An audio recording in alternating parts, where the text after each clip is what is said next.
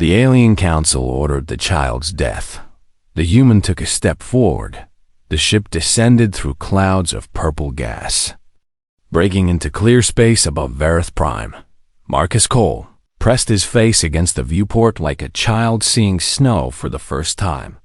Below him spread a world of black glass and silver towers, a planet so ancient that its cities had been old when Earth's first fish crawled onto land. He was nervous. His hands were sweating. 3 years as Earth's junior ambassador to the Galactic Council, and he still felt like a kid pretending to wear his father's suit. "Ambassador Cole," the ship's pilot announced, her voice flat and mechanical. She was the Saria, tall, serpentine creature with scales that shifted from green to blue. "We arrive in 10 minutes. You will speak only when spoken to. You will not interfere. You are here to observe. Do you understand?" Marcus nodded. "I understand." He had heard these rules 100 times. Humanity was new to the galactic stage. They had discovered faster than light travel only 40 years ago. In the eyes of the ancient species, humans were babies, loud, messy, emotional babies who had somehow stumbled into the adults. Meeting room. The council allowed one human observer at major proceedings. It was supposed to be an honor, a learning opportunity. Marcus suspected it was actually meant to remind humans of their place. The ship landed on a platform of polished obsidian. Marcus stepped out into thin, cold air. The sky above was the color of bruised fruit, and 3 moons hung low on the horizon. Guards in gleaming armor stood at attention, Morvathi warriors, each one 8 feet tall with skin like cracked stone. They did not look at Marcus. To them, he was beneath notice. A floating sphere approached, glowing soft blue. "Ambassador Cole," it chimed. "Follow. The tribunal begins soon." Marcus followed the sphere through corridors that seemed to breathe. The walls were alive, some kind of organic technology that pulsed with slow light. He passed members of species he had only read about. The crystalline beings who thought in pure mathematics.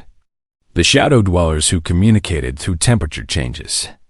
The ancient Velkari, whose empire had risen and fallen 3 times before Earth's sun had formed. None of them acknowledged him.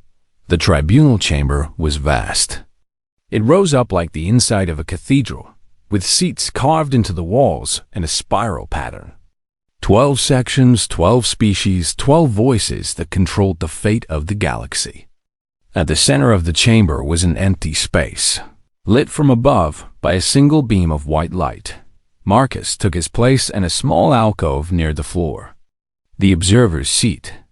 He was so far from the council members that he could barely see their faces. The proceedings began with ritual words in a language older than human civilization. Marcus activated his translator implant and listened to the formal charges being read. And then they brought in the child. She floated into the chamber inside.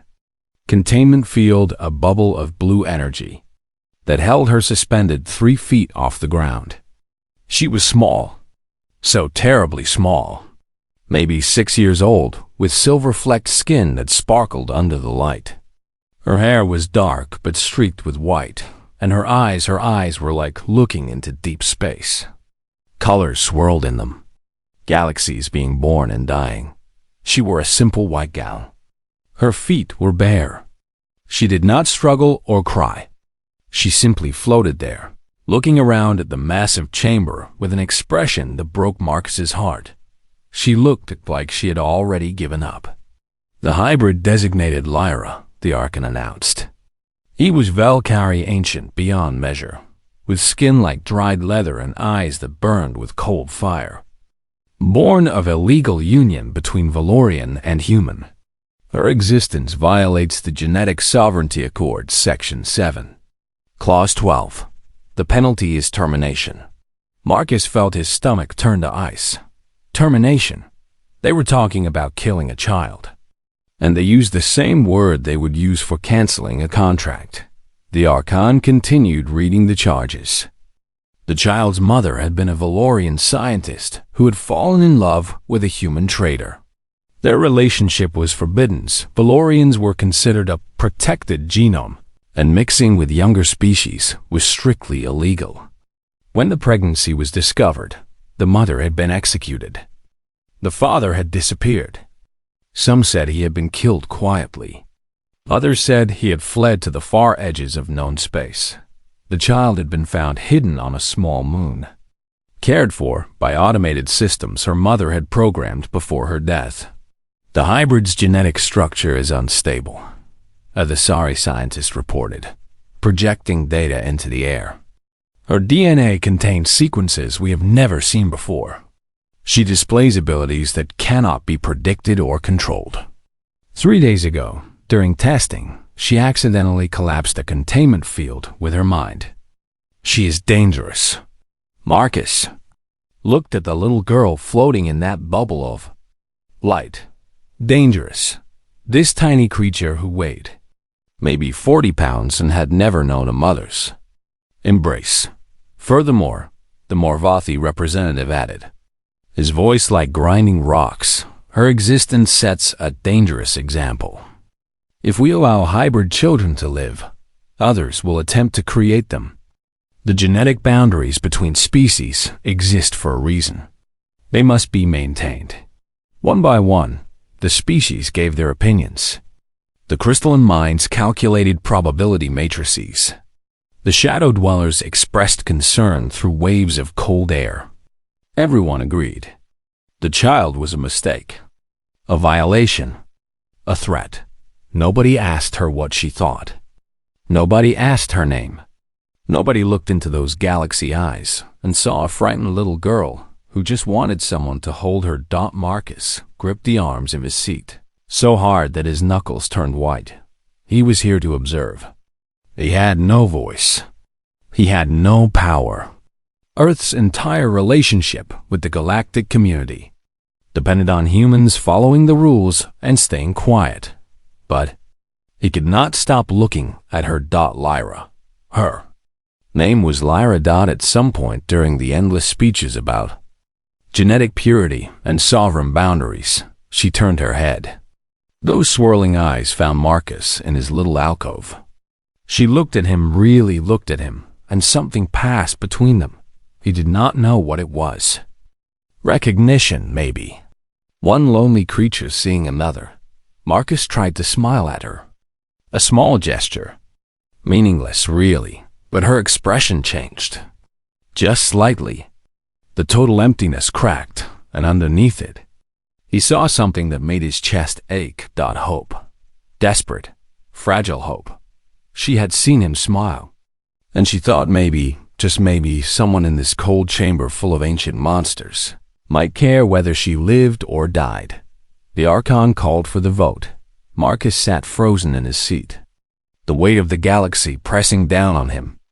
He was nobody, a junior ambassador from a species that most of these beings considered barely more than clever animals.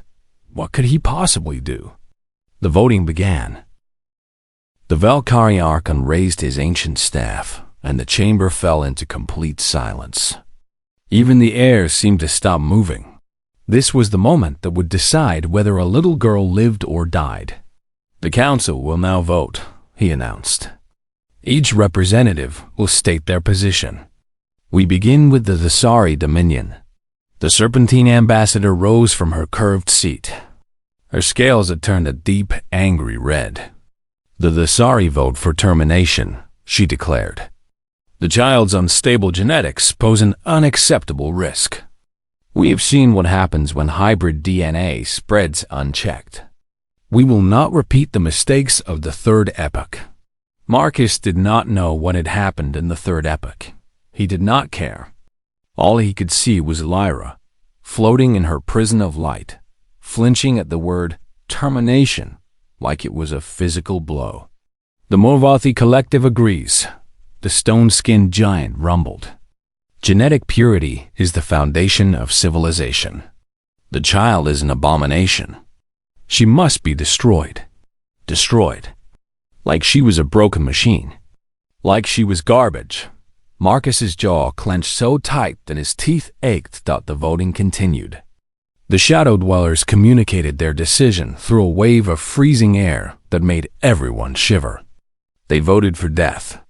The insectoid Krathvi clicked and chittered their agreement. The aquatic Delphori, speaking through a translation sphere, expressed regret but concluded that the child could not be allowed to exist. The crystalline consciousness has calculated all relevant variables, the geometric being announced. Its voice was like music made of mathematics. The probability that the hybrid will cause significant disruption to galactic stability is 12.7%. This exceeds acceptable risk thresholds. We vote for termination. 12.7%. They were going to kill a child because of a number. Because their precious calculations said there was a small chance she might cause problems someday. Marcus wanted to scream. He wanted to stand up and demand to know what was wrong with these creatures.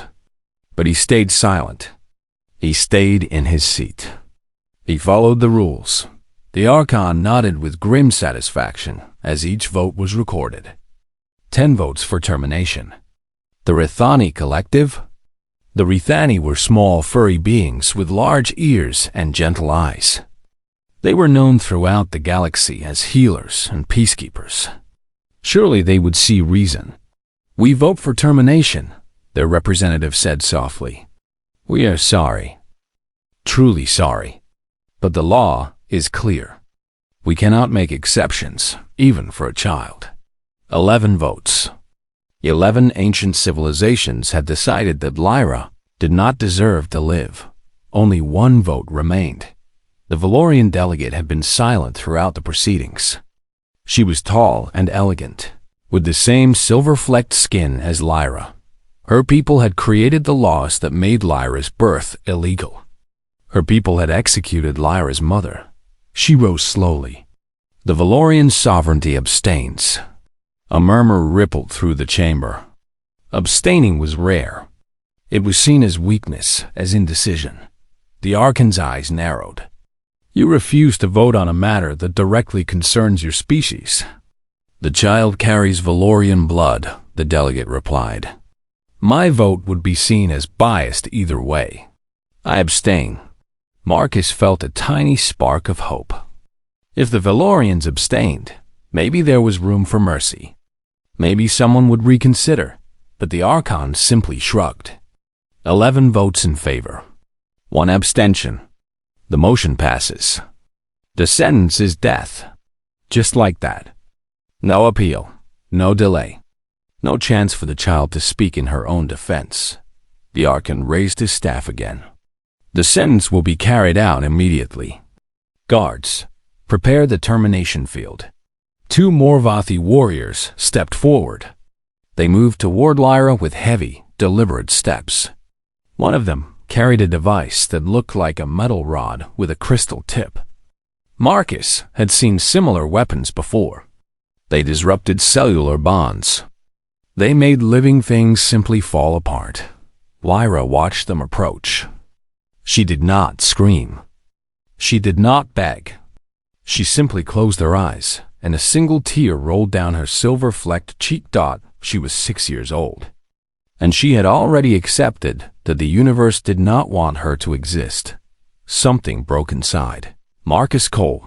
He thought about his own daughter back on Earth. She was 8 years old. She liked to draw pictures of alien worlds she had never seen. She dreamed of traveling among the stars someday. What would he want someone to do if she were floating in that light, waiting to die? He thought about everything humanity had sacrificed to join the galactic community.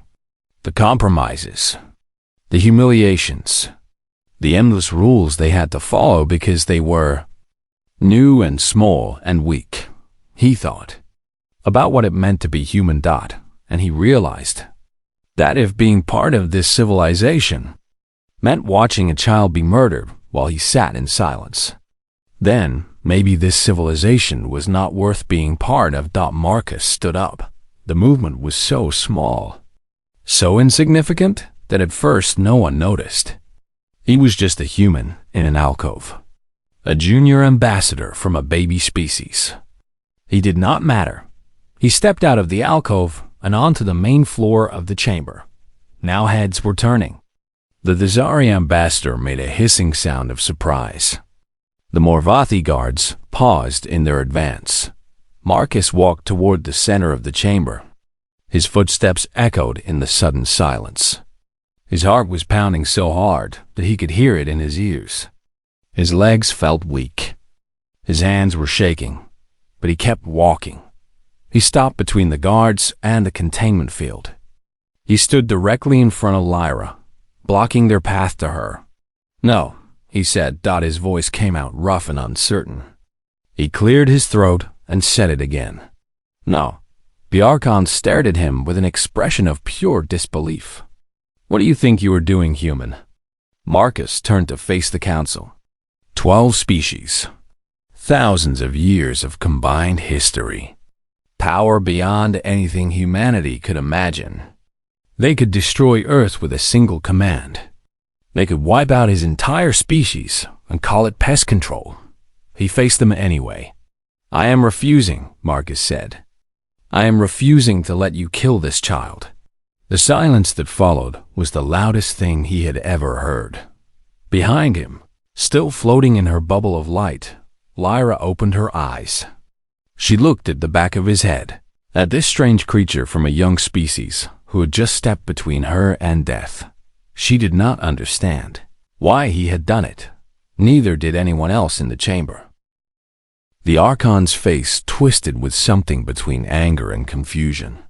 In all his centuries of leading the council, no observer had ever dared to speak during a tribunal. No minor species representative had ever challenged a unanimous decision. This was simply not done.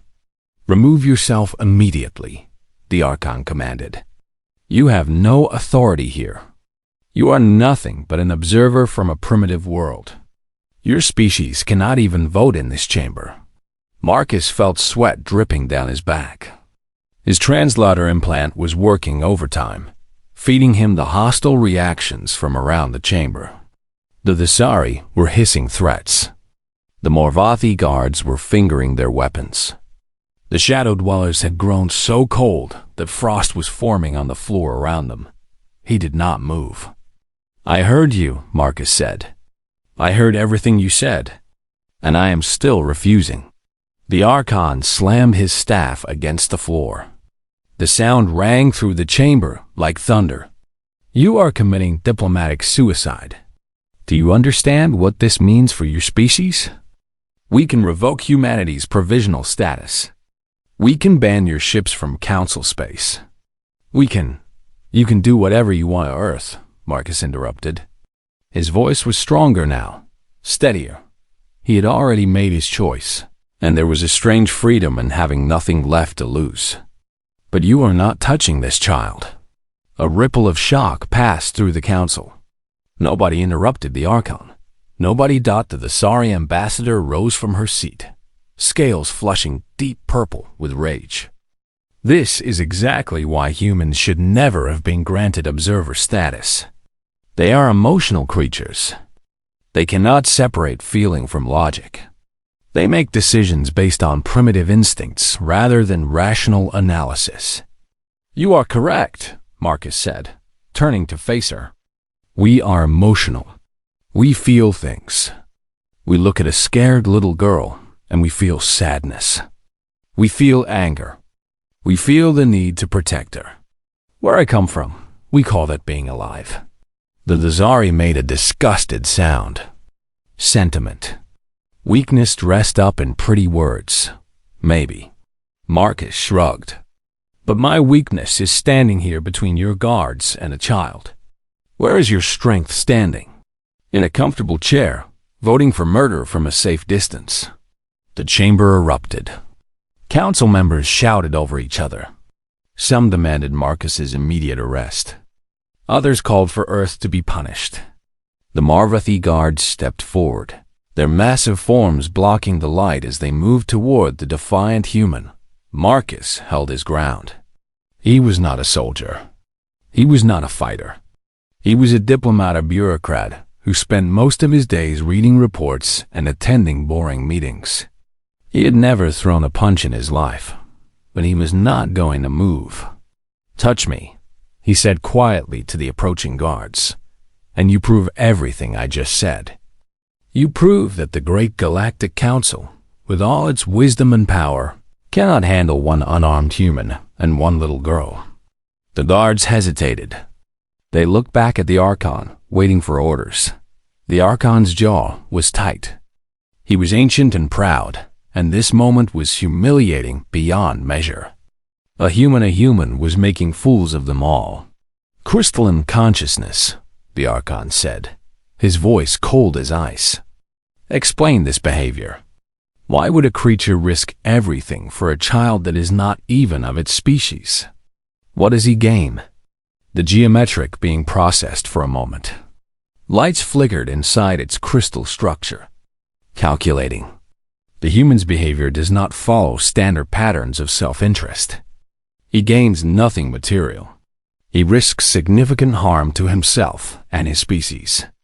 His actions are inefficient, so he is simply stupid? The Archon asked. Unknown. There is insufficient data to reach that conclusion. The crystalline consciousness paused. Query. Human representative, explain your reasoning. Why do you do this? Every eye in the chamber turned to Marcus. He felt the weight of their attention like a physical force. He thought about the question. He thought about all the complicated answers he could give, arguments about rights and dignity and the value of life. He could quote human philosophers. He could cite Earth's history of fighting against injustice. But when he opened his mouth, something simpler came out. Because someone has to. The crystalline consciousness flickered. Elaborate. That answer is incomplete. Marcus took a breath. On my world, we have a saying. The only thing necessary for evil to win is for good people to do nothing. I am not a good person, not really. I have made plenty of mistakes. I have stayed quiet when I should have spoken up. I have looked away when I should have looked straight at the problem. But today, right now, I cannot look away. I cannot stay quiet. Because if I do, this child dies. And I will have to live with that for the rest of my life. He gestured around the chamber. All of you, you are so old, so powerful, so advanced. But somewhere along the way, you forgot something important. You forgot that being civilized is not about following rules. It is about how you treat the weakest among you. It is about whether you protect the ones who cannot protect themselves. Marcus turned and looked at Lyra. She was watching him with those impossible eyes. Her small hands pressed against the containment field. She did not ask to be born, he said softly. She did not choose her parents. She did not break any laws. She cannot break laws. She is 6 years old. The only thing she has ever done is exist. And for that crime, you want to kill her. He turned back to the council. Where I come from, that is called murder. And I do not care how many fancy words you wrap around it, or how many ancient laws you cite. Killing an innocent child is wrong. It is wrong when humans do it. It is wrong when gods do it. And it is wrong when the mighty Galactic Council does it. The chamber was silent. The Archon's face was unreadable. The Marvothi guards stood frozen, waiting for orders that did not come. Then, slowly, the Valorian delegate rose from her seat. He is right, she said quietly. Every head turned toward her. The human speaks truth, she continued. We have become so focused on rules and risks and calculations that we have forgotten what our laws were meant to protect. Life, all life. Even the lives we find inconvenient. The Archon's eyes blazed. You abstained from the vote. You have no standing to speak. I have standing as a Valorian, she replied. As a member of the species that created these genetic laws. And I say we have gone too far. This child is not a threat. She's not an abomination. She's the last living connection to a Valorian woman who loved enough to die for her daughter. And this human, this representative of a species we barely acknowledge, has more courage than all of us combined. She stepped down from her seat and walked toward the center of the chamber. The crowd parted before her like water around a stone. She stopped beside Marcus and placed a hand on his shoulder. "I stand with the human," she announced, "and I invoke the right of sanctuary." The words struck the chamber like lightning. Council members leaped to their feet. The Archon's staff crackled with energy. Guards throughout the room reached for weapons. "The right of sanctuary?" The Archon's voice was a growl of barely controlled fury. "You dare invoke that ancient privilege?" The Valorian delegate stood tall, her silver-flecked skin catching the light. Her name was Solara, and she had served on the council for 200 years. She had watched civilizations rise and fall. She had voted on matters that shaped the fate of billions. And never, in all that time, had she felt more certain of anything than she did right now. "I invoke it," she confirmed. "By the laws established in the First Compact, any member species may offer sanctuary to a condemned individual. The matter must then be reconsidered by the full council." The Dazari ambassador slammed her fist against her podium. "This is outrageous. The vote has already been taken. The sentence has been passed. You cannot simply undo the will of the council because one emotional human gave a pretty speech." "The law is clear," Solara replied calmly. "The right of sanctuary cannot be denied." The Archon stepped forward, his ancient eyes burning with cold fire. "The law requires that a member species offer protection. Humans are not a member species. They are observers. They have no rights in this chamber. I am aware." Solara nodded. "That is why I am the one invoking the right. I am Valorian. I am offering the child sanctuary with the Valorian sovereignty." Chaos erupted. Half the council was shouting. The Marathi guards did not know where to look or who to obey. The shadow dwellers had become so agitated that the temperature in the chamber dropped 20 degrees. Marcus stood in the middle of it all, his heart racing. He had not expected this. He had not expected anyone to stand with him. He had been prepared to fail, to be dragged away and probably executed alongside the child. But Solara had changed everything. "This is a trick," the Krathvi representative chittered, its insectoid body clicking with anger. "The Valorians created the genetic purity laws. They executed the child's mother. Now they want to save the offspring?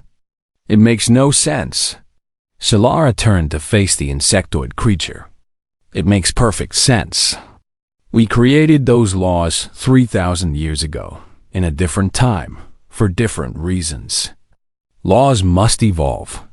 When a law leads to the murder of children, it is time to question that law. You would tear apart the foundation of galactic order?" the Archon demanded. "For this? For a single hybrid child?" "I would tear apart anything," Solara said quietly. "That requires me to watch a child die while I do nothing." The crystalline consciousness spoke again, processing new variables. "The invocation of sanctuary creates a legal conflict. Historical precedent suggests..." "Enough," the Archon cut in. "I do not care about historical precedent. This tribunal has reached a decision. The child dies. Anyone who interferes will share her fate." He gestured to the Morvathi guards. "Remove the Valorian and the human. Use whatever force is necessary." The guards moved forward. They were huge, each one nearly 3 times Marcus's size. Their stone-like skin was harder than steel.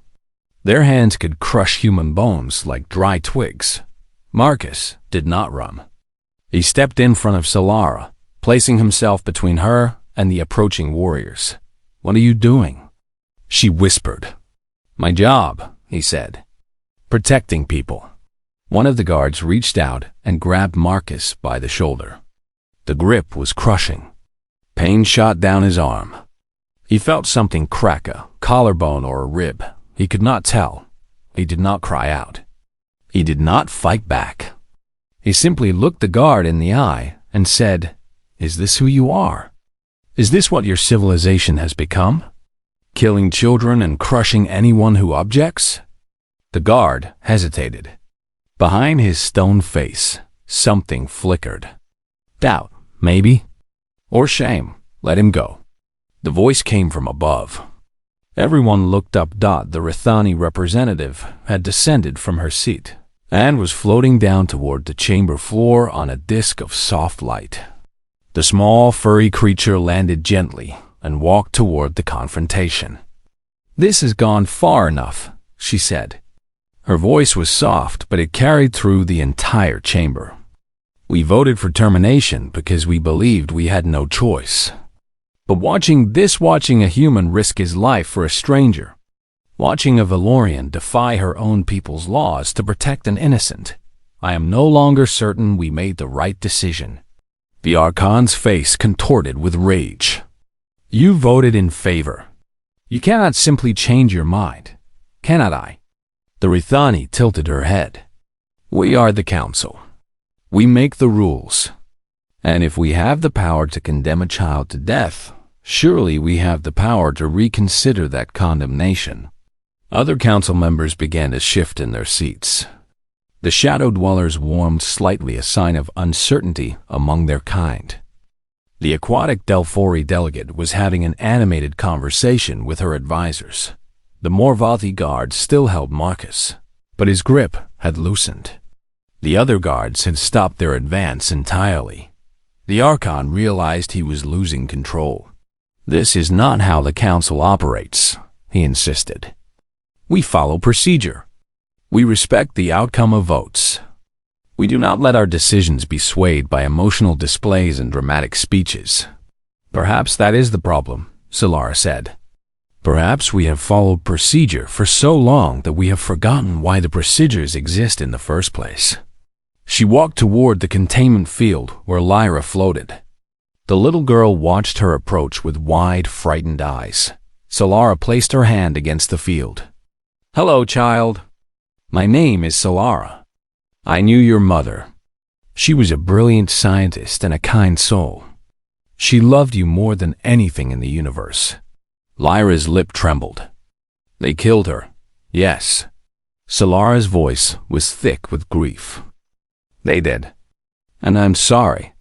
I'm sorry I did not speak up sooner. I'm sorry I let my fear of breaking rules overcome my duty to protect the innocent." She turned back to the council. "Look at her. Really look at her. She's not a threat. She's not an abomination. She's a child who has lost everything and everyone she ever loved. And we were about to add one more crime to the list of horrors we have committed in the name of order." The chamber was quiet now. The shouting had stopped. The guards stood motionless, waiting. The Archon looked around at his fellow council members. For the first time in centuries, he saw doubt in their eyes. He saw cracks in the unity that had held the galactic order together for millennia, and standing at the center of it all, bruised and bleeding and unbowed, was a single human who had refused to look away. "Very well," the Archon said at last. His voice was cold as the void between stars. "We will reconsider. The child will remain in custody while the council deliberates. But mark my words, this is not over. There will be consequences for what has happened here today." Marcus let out a breath he did not know he had been holding. The guard released his shoulder. He stumbled slightly but caught himself. He had won a delay. Nothing more. But for now, for this moment, Lyra was alive. And that was enough. The deliberations lasted 7 days. Marcus was not allowed to attend. He was confined to a small room in the diplomatic quarter, guarded at all times by 2 Morvathi warriors who watched his every move. His shoulder had been treated by a Rithani healer. The bone had indeed been cracked, but it would mend. The physical pain was nothing compared to the anxiety that gnawed at him hour after hour. He had sent a message to Earth. explaining what he had done. The response had been swift and terrifying. The Secretary General himself had called, his face pale with worry. "Do you understand what you have risked?" He had demanded. "Our trade agreements. Our access to faster-than-light technology. Our entire future in the galactic community. All of it for one child." "Yes, sir," Marcus had replied. "I understand. And you did it anyway?" "I did?" There had been a long pause. Then the Secretary General had sighed. "I suppose I would have done the same thing. God help us all." On the 8th day, the door to Marcus's room opened. Solara stood in the corridor, her silver-flecked skin glowing softly in the light. "The Council has reached a decision," she said. "Come with me." Marcus followed her through the winding halls of the diplomatic quarter. His heart was pounding. His mouth was dry. After everything that had happened, after all the speeches and confrontations and desperate stands, it came down to this moment. The chamber was different than before. The seats were still arranged in their spiral pattern, but the atmosphere had changed. The hostility was still there. He could feel it radiating from several delegations, but there was something else too. Something that felt almost like respect. Lyra was still in her containment field, but she looked different. Someone had given her new clothes, a simple dress in soft blue, and her hair had been brushed. When she saw Marcus enter, her face lit up with recognition. She remembered him. She remembered the human who had stood between her and death. The Archon rose from his seat. His expression was carefully neutral, but Marcus could see the anger simmering beneath the surface. "The Council has deliberated," the Archon announced. "The matter of the hybrid child designated Lyra has been reconsidered in light of recent developments." He paused, as if the next words were physically painful to speak. "The sentence of termination is withdrawn." A murmur swept through the chamber. Marcus felt his legs go weak with relief. "However," the Archon continued, his voice hardening, "the child cannot remain in Council space. Her existence still violates the genetic sovereignty accords. We have therefore agreed to a compromise. The child will be remanded to human custody. She will be taken to Earth and raised there, far from the genetic concerns of the older species." Marcus blinked. "To Earth? You are giving her to us?" "We are removing her from our concern," the Archon corrected. "What happens to her after that is your problem, not ours. Humanity wished to stand for this child. Now humanity can take responsibility for her." The Thesari ambassador added, "This is not mercy. It is exile. The child will never be welcome in Council space. She will never be recognized as a member of any species. She will live her life as an outcast." Marcus looked at Lyra. She was watching him with those galaxy eyes, waiting to hear what he would say, waiting to know if she had been saved or simply thrown away to a different kind of prison. He walked toward the containment field. The guards tensed but did not stop him. "Lyra," he said gently, "do you know what Earth is?" She shook her head slowly. "It is my home world. It is a small planet, much younger than most worlds in the galaxy. We have blue skies and green forests and oceans that stretch from horizon to horizon. We have cities full of people who laugh and argue and make mistakes and try to do better." He crouched down so he was at her eye level. "It is not a perfect place. We have our problems, just like everyone else. But on Earth, we do not kill children for being different. On Earth, you would be safe. You would be home." Lyra's eyes glistened with tears she was trying not to shed. "Would you be there?" Marcus smiled. "I would be there. I would help you find a place to live. I would introduce you to my daughter. She is a little older than you, but I think you two would be friends. And I would make sure that no one ever tried to hurt you again." The containment field flickered and died. Lyra dropped gently to the ground, her bare feet touching the obsidian floor. She stood there for a moment, uncertain, free for the first time in her young life. Then she ran to Marcus and threw her arms around him. He hugged her back, ignoring the pain in his shoulder, ignoring the stares from the council members, ignoring everything except this small, frightened girl who had just been given a second chance at life. Solara approached them, her eyes bright with emotion. The ship to Earth leaves in 3 hours. I have arranged for supplies and documentation. Officially, she will be listed as a refugee under human protection. Thank you, Marcus said. For everything. You risked your position, your standing. I did what was right, Solara interrupted. Finally, after too many years of doing what was easy, she looked down at Lyra. Take care of her, Marcus Cole. She carries the hope of 2 species in her blood. One day, she may be the bridge that brings us all together. The journey back to Earth took 6 weeks. Marcus spent most of that time getting to know Lyra. She was quiet at first, unused to kindness, expecting at any moment for the dream to end. But slowly, day by day, she began to open up. She told him about her mother, about the story she used to tell, the song she used to sing. She told him about the lonely years on the moon, raised by machines, never knowing another living soul. She told him about her fears and her hopes and the strange abilities she did not understand. Marcus listened. He did not judge. He did not analyze. He simply listened, and in doing so, he gave her something she had never had before, a friend. When the ship finally entered Earth's orbit, Lyra pressed her face against the viewport, her breath fogging the glass. Below them spread a world of blue and green and white, spinning slowly in the light of a yellow sun. It is beautiful, she whispered. Wait until you see the sunsets, Marcus said. And the rain. Have you ever seen rain? She shook her head. You are going to love it. The ship descended through the atmosphere, and Lyra watched in wonder as the sky changed from black to blue. Clouds rushed past the windows.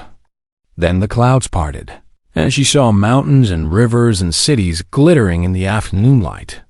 The ship landed at a spaceport, outside New Geneva. A crowd had gathered. News of what had happened at the council had spread across human space. People wanted to see the little girl who had almost been killed, and the man who had saved her. Marcus stepped off the ship first. The crowd cheered. He waved awkwardly, uncomfortable with the attention. Then he turned and helped Lyra down the ramp. The crowd fell silent for a moment.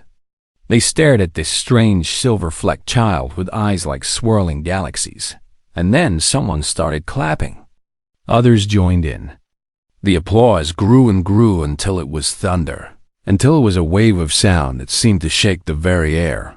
Lyra looked up at Marcus, confusion and joy mixing on her face. Why are they doing that? Marcus knelt beside her and smiled. Because you are home, he said. Welcome to Earth, Lyra. Welcome to your new family. Above them, somewhere in the vast darkness between stars, the ancient powers of the galaxy watched and wondered. The crystalline minds ran new calculations. The Archon nursed his wounded pride. The Thazari whispered about the danger of human sentiment, but none of them could deny what had happened. One human had stood against the combined weight of galactic civilization, armed with nothing but stubbornness and compassion, and he had won. They did not understand it. They could not predict it. They could only watch as humanity continued to do impossible things for impossible reasons, and somewhere deep in their ancient hearts, some of them, just a few, began to feel something they had not felt in millennia. Wonder.